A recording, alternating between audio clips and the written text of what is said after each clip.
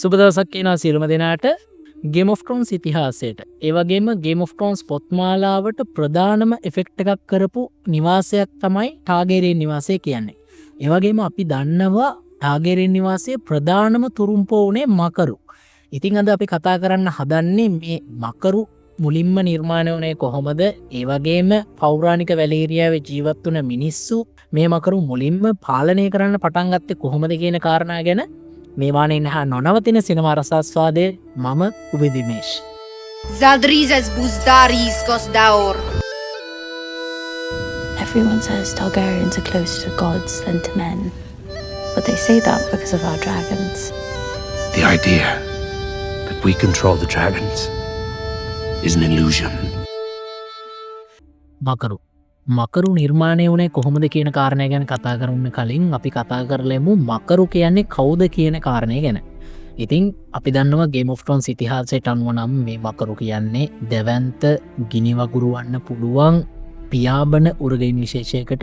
ඉතින් මේ වගේ ජීවීන් කොට්ටාශයක් අලලා තමයි Game of Thrones ඉතිහාසයේ තිබ්බ බහුතරයක් දේවල් නිර්මාණය වෙන්නේ. අපි දන්නවා Game of Thrones ඉතිහාසයේ ප්‍රධානම රෝල් එකක් ප්ලේ කරන නිවාසයක් තමයි ටාගේරියන් නිවාසය කියන්නේ. ඉතින් මේ ටාගේරියන් නිවාසයේ ප්‍රධානම තුරුම්පෝ වෙලා හිටියේ මේ මකරු. මේ මකරු කියන ජීවීන් කොට්ටාශය Game of Thrones ඉතිහාසයට කොච්චර වැදගත් ජීවීන් කොට්ටාශයක්ද කියන කාරණය ගැන කතා කරොත් අපි දන්නවා Game of Thrones කතා මාලාවටත් වඩා House of the Dragon කතා මාලාවට මේ මකරු කොච්චර වැදගත්ද කියන කාරණය. මොකද මේ House of the Dragon කතා මාලාව ගොඩනැගෙන්නේ Game of Thrones ඉතිහාසයේ සිද්ධ වුණු ධර්මතම ඛේදවාචකයක් වුණ Dance of the Dragons. එහෙම නැත්නම් කොළ කල්ලිය සහ කළු කල්ලිය විදිහට ටාගේරියන් නිවාසයේ දෙකට බෙදීලා රෙනෙරා ටාගේරියන් සහ ඒගෝන් ටාගේරියන් විසින් තමන්ගේ කණ්ඩායමේ හිටපු මකරු පාවිච්චි කරලා ඇති කරගත්ත ගැටුම පාදක කරගෙන. ඉතින් House of the Dragon කතාමාලාව නරඹපු කට්ටිය දන්නවා Game of Thrones ඉතිහාසයට මේ මකරු කියන්නේ කොච්චර වැදගත් ජීවීන් කොට්ටාශයක්ද කියන කාරණය. ඉතින් මෙච්චර වැදගත් මකරු කොහොමද හැදුනේ? මකරු නිර්මාණය වුණේ කොහොමද කියන කාරණය ගැන හොයාගෙන යද්දී මට තේරුණු දෙයක් තමයි Game of Thrones ඉතිහාසයේ මේ මකරු නිර්මාණය වුණේ කොහොමද කියන කාරණය ගැන පැහැදිලි සාක්ෂියක් හොයාගන්න නෑ කියන කාරණය.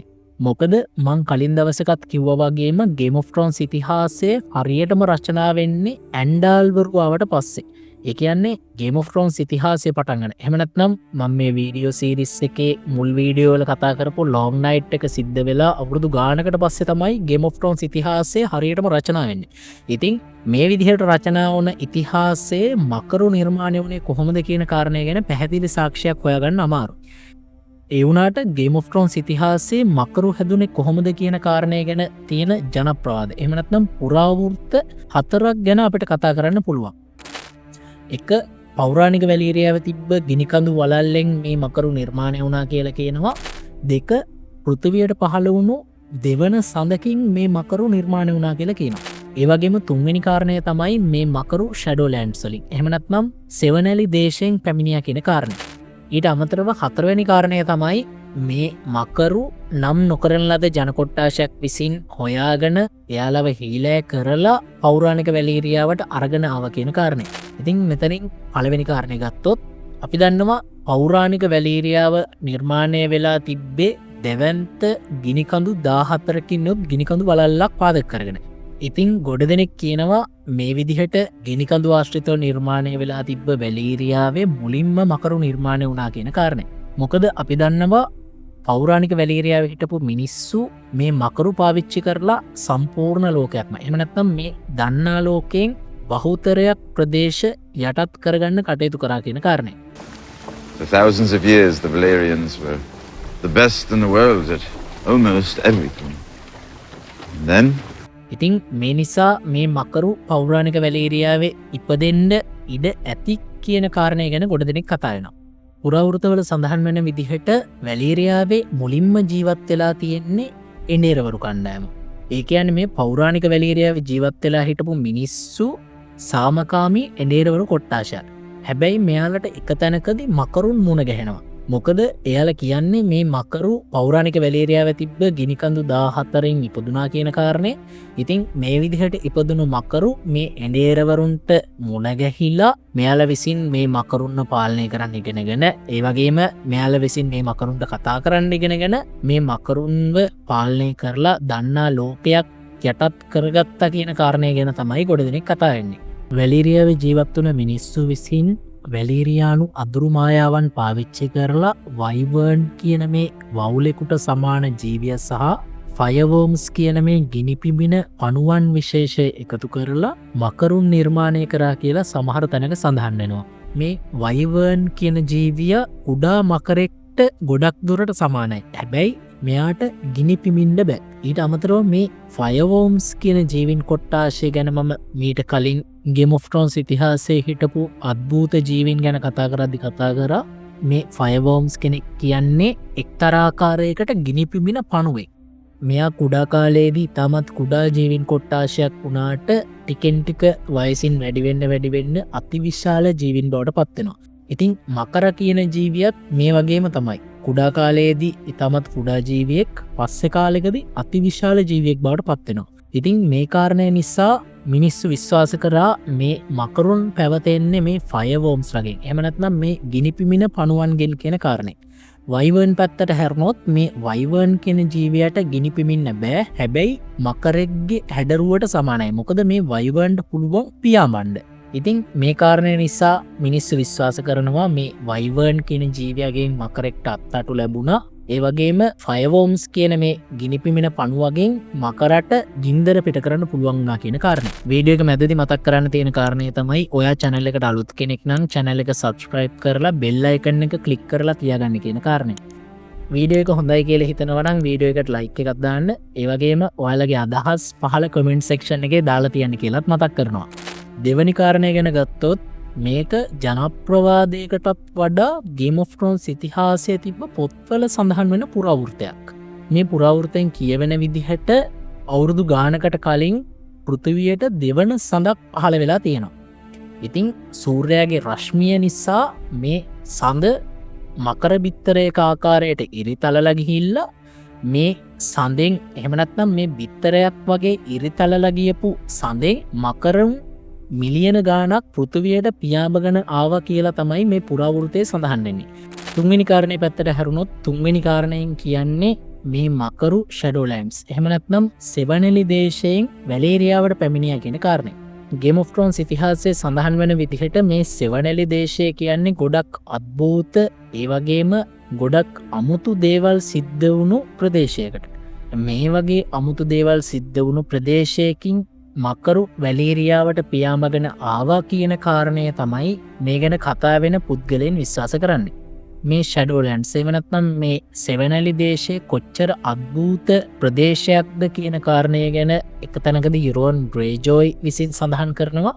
මං කලින් ගෙනාපු වීඩියෝස් ඔයා බැලුවා නම් දන්නවා මේ යුරෝන් ග්‍රේජෝයි කියන පුද්ගලයා Game of Thrones වලදී අපිට දකින්න ලැබුණු සල්ලාල හටුවරමුණු සහිත පුද්ගලයෙක් නෙමෙයි කියන කාරණය. ඇත්තටම Game of Thrones ඉතිහාසයේ මේ යුරෝන් ග්‍රේජෝයි කියන පුද්ගලයා ගොඩක් අමුතු ඒ වගේම ගොඩක් ඩාර්ක් පැත්තට බර ඒ වගේම අඳුරුමායවන් එහෙම නැත්නම් ඩාර්ක් මැජික්ස් පාවිච්චි කරපු පුද්ගලයෙක්. ඉතින් මේ පුද්ගලයා විසින් එක තැනකදී මේ සෙවණැලි දේශයට තමන්ගේ නෞකාව යාත්‍රා කරනවා. ඉතින් මේ ගියපු ගමනෙන් මේ යුරෝන් ග්‍රේජෝයි කියන පුද්ගලයා සඳහන් කරනවා මේ සෙවණැලි දේශය කියන්නේ කොච්චර අද්භූත තැනක්ද කියන කාරණේ.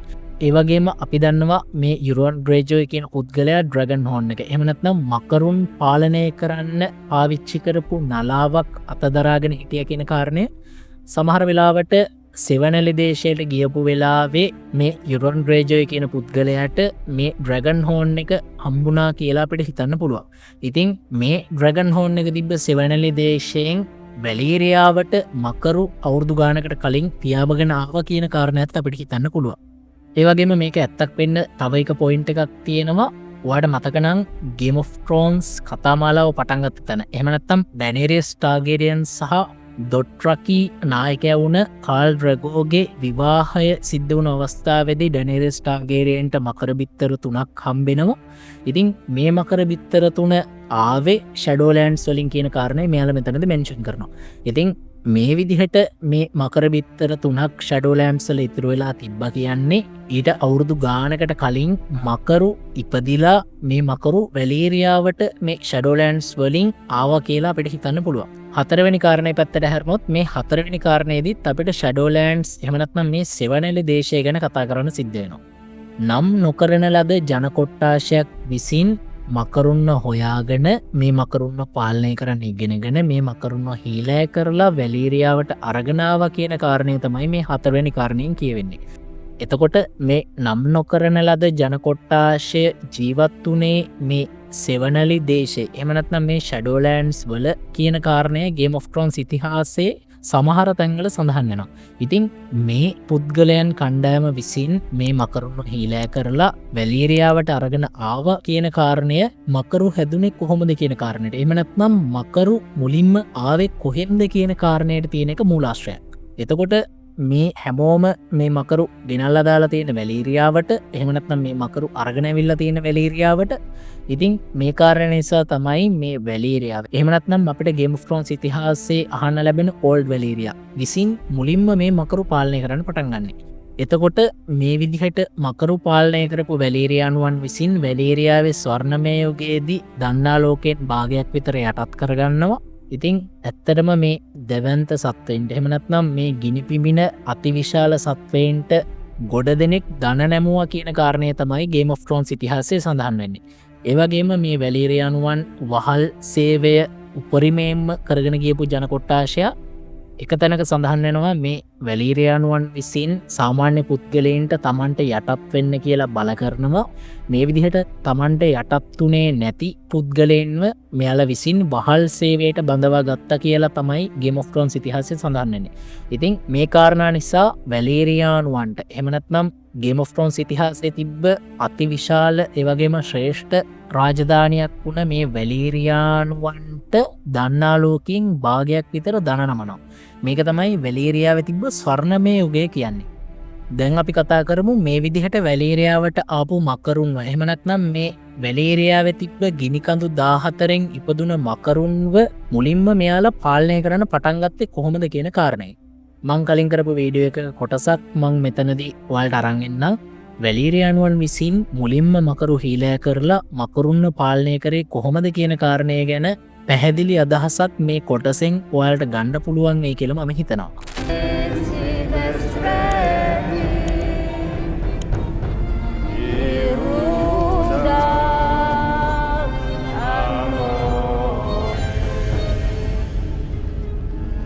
මේ පුද්ගලයන් විසින් සීස්මෝක්ක ආමන්ත්‍රණය කරන්න එක ගීතයකි. මේ වගේම සිද්ධියක් පළවෙනි සීසන් එකේදීත් අපිට දකින්න ලැබුණාට මතක ඇති. ඩේමන් ටාර්ගේරියන් විසින් වර්මිතෝර් කියන මකරට සමීප වෙන්න මේ ගීත පාවිච්චි කරනවා. මේ ගීත වලින් අදහස් වෙන්නේ මෙන්න මේ වගේ දෙයක්.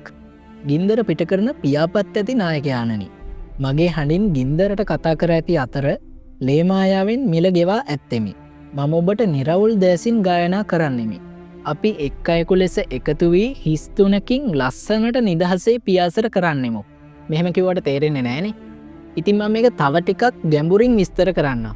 බ්ලඩ් මැජික් එක. එහෙම නැත්නම් ලේ මායාව.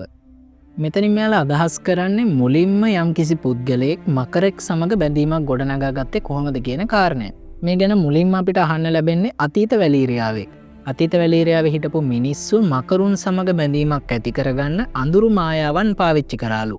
ගේම් ඔෆ් ත්‍රෝන්ස් ඉතිහාසයට අනුව යම්කිසි පුද්ගලයෙක්ගේ ආත්මයක් මකරෙක් තුළ නැවත ඉපදවීමෙන් තමයි මෙයාලා මුලින්ම මකරු පාලනය කරලා තියෙන්නේ. මේක House of the Dragon දෙවනි කතා මාලාවට හඳුන්වලා දුන්න ඉන්ට්‍රෝ එකෙනුත් දකින්න පුළුවන්.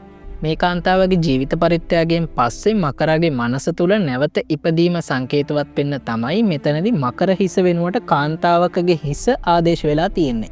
ඒ වගේම මේ ගීතයේ සඳහන් වෙනවා ඔලු තුනක. එහෙම නැත්නම් හිස් තුනක කතාවක්. මං හිතන්නේ මෙතනින් මෙයාලා අදහස් කරන්නේ මකරදාවකයා මකර සහ බ්ලඩ් මැජික් එකෙන් පස්සේ මකරගේ මනස තුළ නැවත ඉපදුණු පුද්ගලයා ගැන. ඉතින් මේ තුන්දෙනාගේම එකතුවෙන් අපි ඉදිරියට නිදහසේ පියාසර කරමු කියන කාරණය තමයි මේ ගීතවලින් අදහස් වෙන්නේ. මම මේ ගීතේ තැනින් තැන කොටස් අරගෙන විස්තර කළේ මේක පැහැදිලි සිංහල පරිවර්තනයක් කමෙන්ට් සෙක්ෂන් එකේ දාලා තියෙනවා කියලාත් මතක් කරනවා.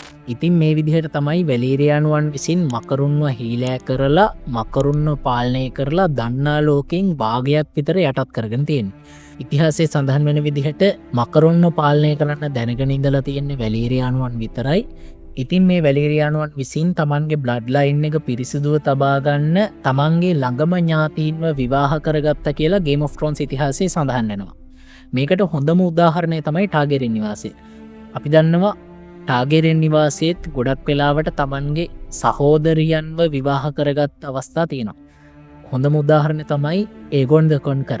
ඒගොන් ද කොන්කර විසින් තමන්ගේ සහෝදරියන් දෙන්නෙක්ව තමයි විවාහ කරගන්නේ. ඒ තමන්ගේ බ්ලඩ් ලයින් එක පිරිසිදුව ඉස්සරහට අරගෙන යන්න. ඒ නිසා යම්කිසි පුද්ගලයෙක් මකරෙක්ව පාලනය කරනවනම් ඒ පුද්ගලයා පිරිසිදු වැලීරියානු රුධිරයට හිමිකම් කියන්න ඕන කියන කාරණය ගේම් ඔෆ් ත්‍රෝන්ස් ඉතිහාසයේදී අපිට දකින්න තියෙන දෙයක්. ඒ වගේම තමයි මේ මකරු පාලනය කරපු. ඒ වගේම මේ මකරු පැදපු පුද්ගලයන් විසින් පාවිච්චි කරන වැලීරියානු වචන. අපිට ගේම් ඔෆ් ත්‍රෝන්ස් ඉතිහාසයේ මේ වැලීරියානු වචන වලින් මකරුන්ට කතා කරනවා දකින්න පුළුවන්. උදාහරණයක් විදිහට ගත්තොත් මේ ඩ්‍රකාරිස්, අංගෝස් වගේ වචන අපිට හඳුන්වන්න පුළුවන්. ඉතින් මේ වගේ වචන වලින් මකරුන්ට කතා කරලා ඒ වගේම මේ වගේ වචන වලින් මකරුන්ට විධාන දීලා මේ වැලීරියානුවන් විසින් මේ මකරුන්ව වැලීරියානු භාෂාවට හුරු කළා කියන කාරණය අපිට හිතන්න පුළුවන්. හුරු කළා කියනවටත් වඩා මේ මකරු පිරිසිදු වැලීරියානු රුධිරයට හිමිකම් කියපු පුද්ගලයින්ගේ මේ වැලීරියානු වචනවලට අවනත වුණා කියලා අපිට හිතන්න පුළුවන්. ඒවගේ ඉතිහාසයේ සඳහන් වන විදිහට පෞරාණික වැලීරියාවේ මකරු පාලනය කරපු පුද්ගලයන් බරගානක් ඉඳලා තියෙනවා. හැබැයි අපි දන්නවා ඩූම් ඔෆ් වැලීරියා. එහෙම නැත්නම් වැලීරියාවේ විනාශයෙන් පස්සේ මේ මකරු පාලනය කරන්න ඉතුරුනේ ටාගෙරියන් ෆැමිලි එක විතරයි. වැලීරියාවේ විනාශයෙන් එළියට ආපු. එහෙම නැත්නම් මේ වැලීරියාවේ විනාශයෙන් බේරිලා ආපු ටාගෙරියන් ෆැමිලි එක විසින් මකරු පාලනය කිරීම කියන කාරණය ඉස්සරහට පවත්වාගෙන ආවා කියන කාරණය තමයි ගේම් ඔෆ් ත්‍රෝන්ස් ඉතිහාසයේ සඳහන් වෙන්නේ. ඊට අමතරව මකරු පාලනය කරේ නැති වුණත් පිරිසිදු වැලීරියානු රුධිරයට හිමිකම් කියපු පුද්ගලයන්ගෙන් සමන්විත වෙන තව ෆැමිලි එකක් තියෙනවා. ඔයාලට මතක නම් House of the Dragon කතාමාලාවේදී සී ස්මෝක් කියන මකරගේ මකරදාවකෙක් වෙනවා මේ හල්හි ඇඩම් කියන පුද්ගලයා. ඉතින් මේ පුද්ගලයා කෝලිස් වෙලාරියන්ගේ බාස්ටර්ඩ් සන් කෙනෙක්. ඉතින් කෝලිස් වෙලාරියන් කියන්නේ වෙලාරියන් ෆැමිලි එකේ ප්‍රධානම පුද්ගලයා. ඉතින් මේ පුද්ගලයාත් වැලීරියාවෙන් පැවතගෙන පුද්ගලයෙක් කියන කාරණය අපි දන්න කාරණයක්. මොකද ඩූම් ඔෆ් වැලීරියා වලට කලින් ඒනාර් ටාගේරියන් මකරුන් 5 දෙනෙක්ව අරගෙන ඩ්‍රැගන්ස්ටෝන් වලට පලා ගියා. ඒ වගේම තමයි මේ ඩූම් ඔෆ් වැලීරියා සිද්ධ වෙන වෙලාවේදී මේ වෙලාරියන් ෆැමිලි එකේ පුද්ගලයෙක්. එහෙම නැත්නම් මේ කෝලිස් වෙලාරියන් කියන පුද්ගලයාගේ මුතුන් මිත්තෝ Tamanගේ නෞකා වලින් ඩ්‍රිෆ්ට් මාක් වලට පලා යනවා. ඉතින් මේ කාරණා නිසා ඩූම් ඔෆ් වැලීරියා වලින් බේරුණු. එහෙම නැත්නම් ඩූම් ඔෆ් වැලීරියා වලින් ඉතුරුණු ෆැමිලිස් දෙකක් තියෙනවා. එකක් තමයි ටාගෙරියන් නිවාසය. ඒ වගේම අනිත් නිවාසය තමයි වෙලාරියන් නිවාසය. එතකොට මේ වෙලාරියන් නිවාසයේ ඉන්න පුද්ගලයන්ටත් මකරු පාලනය කරන්න පුළුවන් කියන කාරණය අපි අමතක කරන්න හොඳ නැති කාරණයක්. ඉතින් මේ විදිහට තමයි අපි ගේම් ඔෆ් ත්‍රෝන්ස් ඉතිහාසයේ හිටපු මකරු නිර්මාණය වුණේ කොහොමද? ඒ වගේම මේ මකරු වැලීරියානුවන් විසින් පාලනය කරේ කොහොමද කියන කාරණා ගැන කතා කරේ. මට සමහර කරුණු මිස් වෙලා ඇති. ඉතින් ඒ වගේ කරුණු තියෙනවා නම් කමෙන්ට් සෙක්ෂන් එකේ දාලා තියන්න කියලාත් මතක් කරනවා. මොකද කමෙන්ට් කියවන කෙනෙක්ට ඒක ගොඩක් වැදගත් වෙනවා. ඔයා අපේ channel එක subscribe කරලා නැත්නම් subscribe කරන්න කියලාත් මතක් කරනවා. ඉතින් මේ වගේ වීඩියෝ එකකින් ආයෙත් හම්බ වෙනකන් හැමදාම රැඳිලා ඉන්න අපිත් එක්ක සුබ දවසක් හැමෝටම.